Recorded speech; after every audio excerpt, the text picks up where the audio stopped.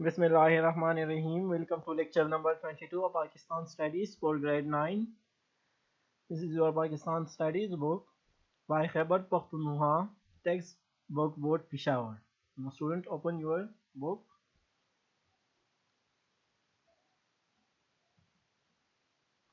Today our topic is Muslim Family Law Ordinance. Page number 79.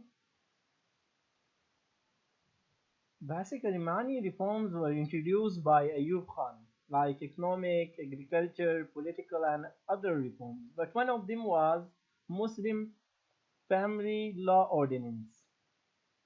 It was introduced through an ordinance in 1961. Its main points are that entry of marriage was made compulsory.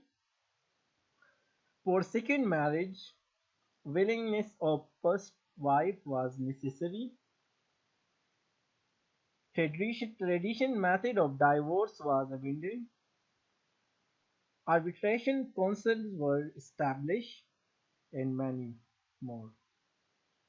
In nutshell, we can say that females were provided more protection in this ordinance. Now, student, open page number 79. Muslim Family Law Ordinance. It's related to society. That's why it is social problems. In previous lecture, we have already studied economic reforms, agricultural reforms, and political reforms. Now, in this lecture, we will study social reforms introduced by Ayub Khan. Now, Muslim family. This is related to family. Now, what is mean by ordinance? It is presidential order. The president has authority to make law through ordinance when the parliament assembly is not in session or in emergency time. President can make law through an ordinance. यानी ordinance सदर के साथ इख्तियारात होते हैं कि जब parliament नहीं होता, काम तो पार्लियामेंट का होता है लेजिस्लेशन करना, लॉ बनाना, लेकिन जब पार्लियामेंट सेशन में नहीं होता या इमरजेंसी टाइम होती है तो उस वक्त सदर के पास इख्तियारात होते हैं कि वो कानून बनाए, और इसी को हम क्या कहते हैं? ऑर्डिनेंस कहते हैं। अगर आजकल हम देख ले ऑर्डिनेंस को, तो आजकल भी सदर के पास ऑर्डिनेंस का इख्तियार हासिल है। जब असेंबली सेशन में ना हो या इमरजेंसी सिचुएशन हो तो सदर के पास अगर कानून बनाने की ज़रूरत पड़ जाए तो सदर के साथ इख्तियारात होते कि वो ऑर्डिनेंस जारी करे, कि वो लॉ बनाए थ्रू ऑर्डिनेंस के ज़रिए। और वही लॉ जो ऑर्डिनेंस के ज़रिए बनी हो तो वो कितनी डेज के लिए होती है? 120 डेज के लिए। फिर अगर इनको अगर परमानेंट करने की ज़रूरत हो कि ये लॉ परमानेंट बन जाए तो ये ऑर्डिनेंस तो 120 डेज के लिए होती है आजकल। लेकिन अगर इनको परमानेंट होने की ज़रूरत पड़ी तो इसको दोबारा पार्लियामेंट में इंट्रोड्यूस किया जाएगा। जब इनको पार्लियामेंट इंट्रोड्यूस किया जाए और 2/3 मेजोरिटी से इसको पास किया जाए बोथ हाउस से, तो वो कानून की शक्ल बन जाती है, वो लॉ की शक्ल इख्तियार कर जाती है। ये तब करते हैं, ये ऑर्डिनेंस तब जारी होते हैं जब किसी पार्टी के पास मैक्सिमम उस वक्त होते हैं जब पार्टी के पास मेजोरिटी नहीं होती लॉ बनाने की। Now start. One of the important initiatives and reforms during Ayub Khan's regime was the Muslim Family Law Ordinance. It was enforced in the shape of an ordinance in 1961. Its main points are the following. जो man initiative लिया था, इकदाम लिया था, important reform जो थे अयूब खान रजीम के दौरे हुकूमत के, तो वो थी Muslim family law ordinance.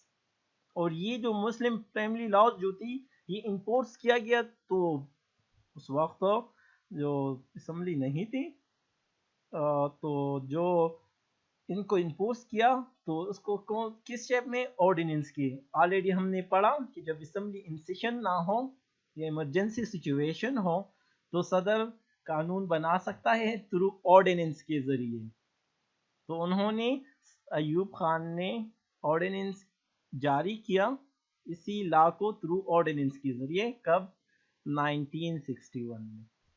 It main points are the following, इसकी जो मेन पॉइंट्स हैं वो ये हैं। Now open next page, page number 80। Now, first point, in Muslim law ordinance that entry of marriage was made compulsory in the Union Council. Entry करनी होगी, आप जो मैरिज होगी, जो शादी होगी, उसकी इंदराज करनी होगी, एंट्री करनी होगी, वहां पर उनको कंपल्सरी मीन लाजमी करार दिया गया। कहाँ पर? आपकी यूनियन काउंसिल पर। जो यूनियन काउंसिल है यूसी है, उसी में आप अपनी जो मैरिज हैं उनको कंपल्सरी करार दिया, लाजमी कि वहां पर आप एंट्री करेंगे। तो एक पॉइंट मुस्लिम लॉ ऑर्डिनेंस का, फैमिली लॉ ऑर्डिनेंस का ये था कि मैरिज का एंट्री होगी यूनियन काउंसिल की सतह पर। Number 2, willingness of the first wife was necessary for the second marriage for any man. willingness mean मर्जी of the first wife, पहली बीवी की, was necessary, जरूरी करार दी गई किसके? for second marriage, दूसरी शादी के लिए, for any male, हर मर्द के लिए। यानी अगर कोई मर्द दूसरी शादी करना चाहता है तो ये जरूरी करार दिया गया कि आप अपनी फर्स्ट वाइफ से, जो आपकी फर्स्ट बीवी है, उनसे उनकी मर्जी लेंगे आप, उनकी मर्जी के बगैर आप दूसरी शादी नहीं कर सकते। Now moving towards third point, traditional method of divorce, जो रिवायती तरीका है डाइवोर्स का, तलाक का, डाइवोर्स मीन तलाक ऑफ 3 टाइम्स, जो 3 टाइम्स जो ट्रेडिशनल मेथड है, टुगेदर, इकट्ठे एक साथ उनको 3 दफा तलाक देना, इनको अबेंडन करार दिया गया, मतरूक करार दिया गया, खत्म कर दिया इन द लॉ में, कानून में। फॉर डाइवोर्स, तलाक के लिए उसे अबेंडन करार दिया। And it was given a legal shape, और इसको कानूनी शेप दिया गया, लीगल शेप दिया गया इस लॉ को, कि आप ट्रेडिशनली जो है 3 दफा आप तलाक इकट्ठी नहीं दे सकते। Now another point, arbitration councils, मसालहती काउंसिल्स। यहाँ पर मसालहती काउंसिल, आर्बिट्रेशन काउंसिल कायम, एस्टैब्लिश एट यूनियन काउंसिल, हर यूनियन काउंसिल में आर्बिट्रेशन काउंसिल कायम कर विद द फॉलोइंग, उस आर्बिट्रेशन जो मसालहती काउंसिल कायम की गई, what were the functions of this arbitration council, the following, उसके फंक्शन क्या थी? Number 1, to make patch up between wife and husband in case of divorce. Patch up mean सुलह करना, सुलह सफाई करना, किसके दरमियान?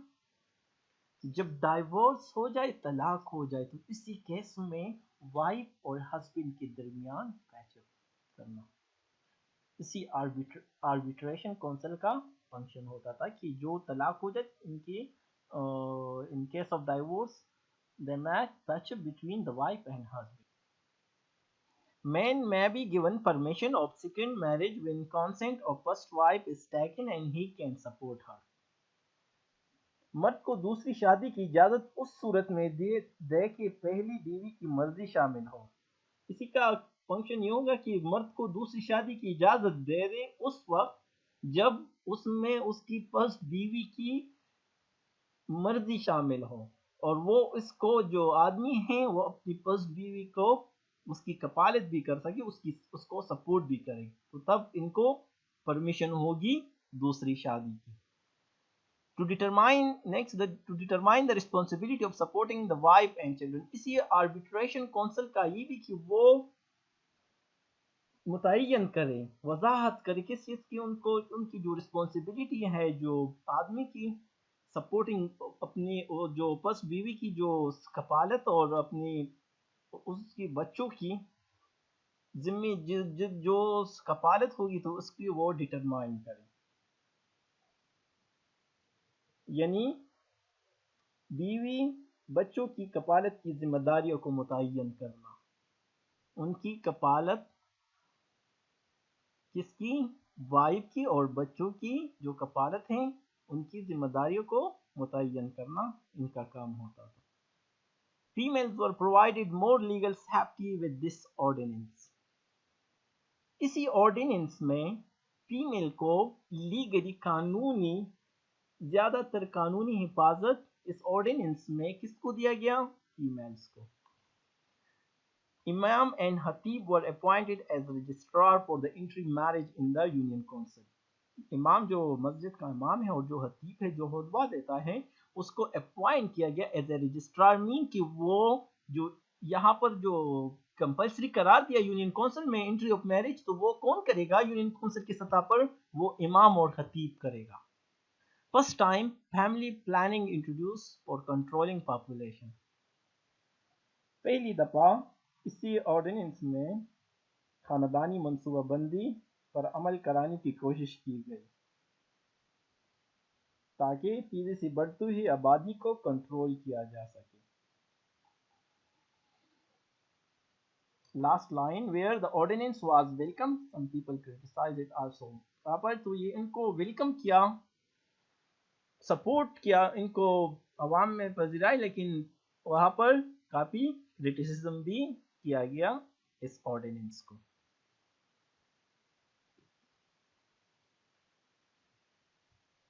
Now again, entry of marriage was compulsory in the Union Council की जो एंट्री होगी मैरिज की वो लाजमी होगी कि वो इनकी एंट्री करे कहाँ पर, यूनियन काउंसिल में। Willingness of first wife was necessary. आपकी जो फर्स्ट बीवी की विलिंगनेस होगी, मर्जी होगी, अगर आपकी फर्स्ट बीवी की विलिंगनेस होगी तो आप दूसरी शादी कर सकते हैं, इसमें इसी नेसेसरी करार दिया गया। Tradition method of divorce was abandoned. 3 दफा जो इकट्ठी डाइवोर्स तलाक दी जाती थी इनको अबेंडेंड करार दिया गया।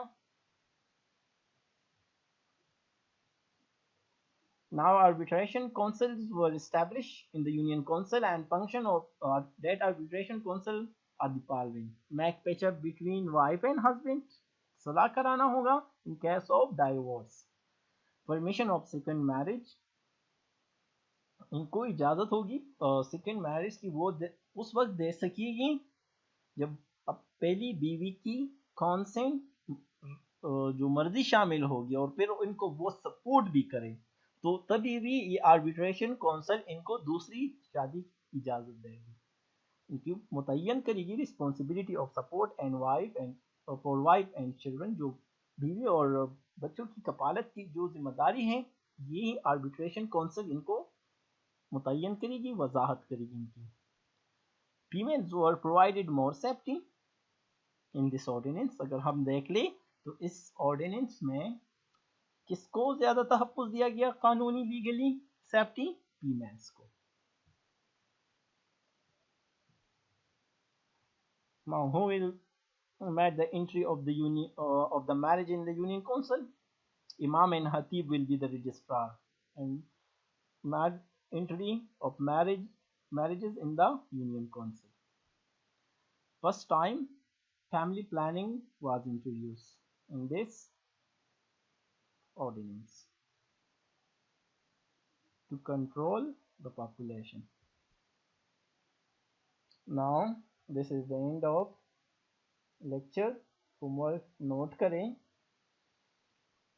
जो रिफॉर्म्स हैं सोशल रिफॉर्म्स अभी जो हमने पढ़ लिए ये याद करें। That's the end of this lecture. Thank you. Best of luck.